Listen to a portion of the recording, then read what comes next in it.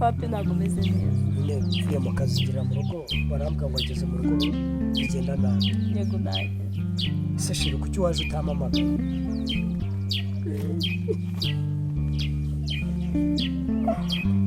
Mbwira kuki waje utamvugishije? Oya biragize. Byagenze gute mu rugo se? Biragize. Siko ngeze mu rugo usanga mama arakivugisha. Ntabwo akubwiye ibyabaye. Nyine yageze mu rugo arambwira gufasha gusohora uwanjye. Nyine mwapfuye iki? Naje nyine yicara ndamusuhuza ndangije nyine arantuka ambwira nabi ngo natumye inzoga, natumye guta umutwe, ngo nagukoresheje ibyo utagakoze, aramfata nyine arasohora ndapfukama musaba imbabazi. Bivuze ngo mwapfuye byandi byahahise. Ntabwo none mfite kukubaza ibyahahise, reka tuvuge ibya none. Ese basi byibura wamubabarira? Wibikorera we bikorere njyewe. Byibura wamubabarira? Kubera iki? Okay baby, namubabarira nta kibazo. Namubabarira mu mubyeyi. Umuntu nyine gukosa bibaho tu namubabarira. Reka mubaze. Wanyemera nkakubaza? Nta kibazo. Ese wabitewe n'iki kuvuga ko ndi musaza wawe? Uriya muhungu sibyo? Sya nyine amafaranga nakuzaniraga nkakuzanira nyine nkakubwira ko ari akwanje yamaye. Nyine uriya muhungu twarakundanye baby nyumva basi. Uriya muhungu twarakundanye nyine mbonye ko afite amafaranga akajya yama nkayakuzanira. Rero impamvu yadusanze turi kumwe bavuga ngo ikiraho nabyumvisha. Bivuze ngo amafaranga yose wazanaga niho wayakuraga. Basi please babarira basi. Ese kuki utambwiza ukuri kare kose? Sheri nabona ubwo ntungurira mu bana. Numva gutazabyemera kandi twe dukeneye amafaranga. Sheri twe dukeneye amafaranga kugira ngo tubeho, kugira tubone amafaranga, kugira ngo dutere imbere basi nyuma y'ibashiri. Okay, natujye kureba abantu twicara nta kibazo.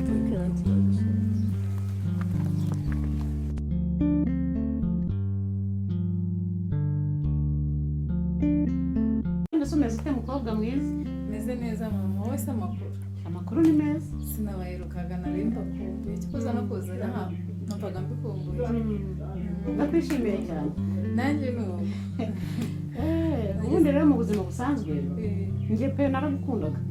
Buryo ubwo twazamukaga imisozi tujya gusenga. Burya nabonaga umwana mwiza, nagendaga nkureba nkabona umwana ufite uburere. Ibaze ko nyibyo nabyitagaho ubwo kubireba. Niyo mpamvu rero nifuje ko wazaho umukazana wanjye. Yego. Ku mugaragaro zuba riva. Ariko nanjye Olive naramukundaga ubwo sinzi ikibazo. Wari mukundaga se? Musanzwe ndamukunda pe. Ibyo bizagenda neza rero. Yego se. Nizeye ko bizagenda neza uzaba umukazana wanjye. Ubwo nshyigikiye se nanjye ndi kumva ari byiza. Ndagushyigikiye cyane. Bizamfasha kugera ku ntego zanjye nanjye. Umuhungu wanjye ndamukunda, niyo mpamvu ngomba kumuha umugeni ufite uburere. Ubwo rero nzi ko Imana izabidufashamo pe. Ubwiza ukuri. Olive ndamukunda, nakoze buri kimwe ngo basi ndebe ko we yampa umwanya, ariko bikanga birinda nubwo ngenda njya kwiga, ariko nyine kuba ngarutse nkaba mbona unshyigikiye ndi kumva bizagenda neza. Tuzi umutima rero. Ubu mbirimo kandi n'Imana ibirimo. Nzi ko bizagenda neza. Ntabwo nubwo twagendanaga ntabwo nari nzi kuri mama wiwe. Ntabwo nari mbizi yuko kuba wenda duhe nkabona turaziranye nabyo nyine ni umugisha kandi nk'Imana iba yabishatse.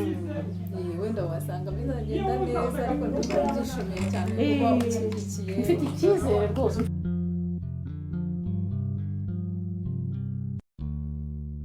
Ahubwo se murumuna we asigaye bahe nawe aracyaba hano? Arahaba nta kibazo. Ntabwo ararangiza kwiga? Arakiga. Ariko nta kibazo ahari. Mama? Mungu wanjye. Wiriwe ute?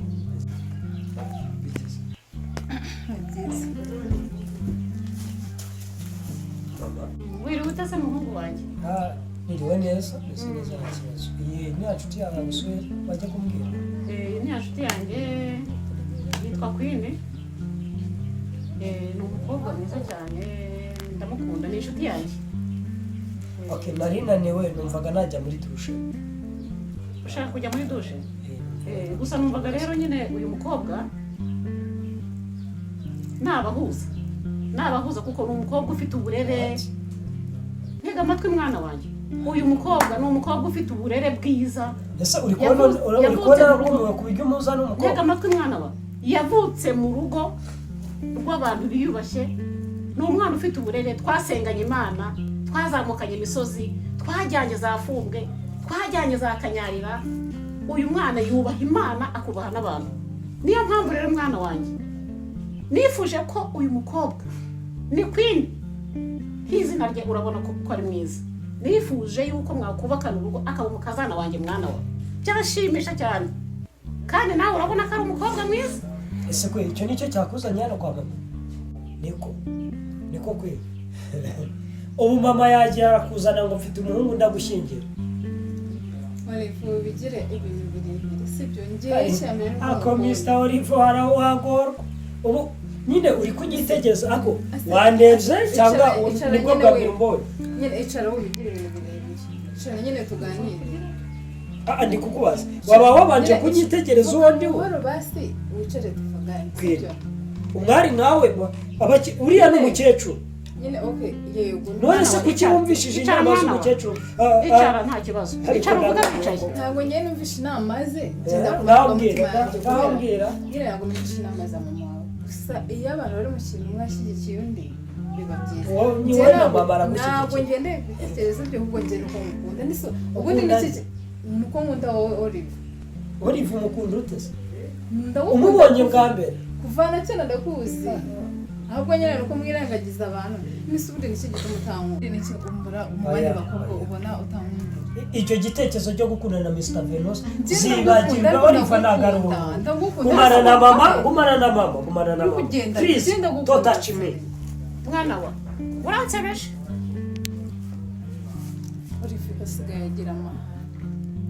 Ese urabona bizakunda koko cyangwa ngiye gutegera cyane? Tuzi umutima, njye ndirimo kandi hamwe no gusenga Imana nzi ko bizakunda mwana wa. Uzaba umukazana wanjye.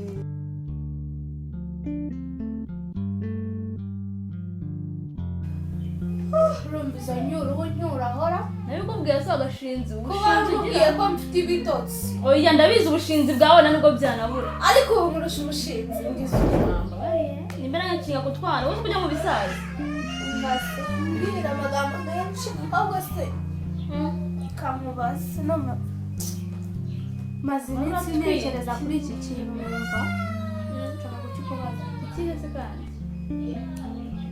uriya musheri wa James waje hano ku cyumweru turi kwiga uramuziranye ko nabonye wamubonye ugatungurwa. Sheri wa James nyine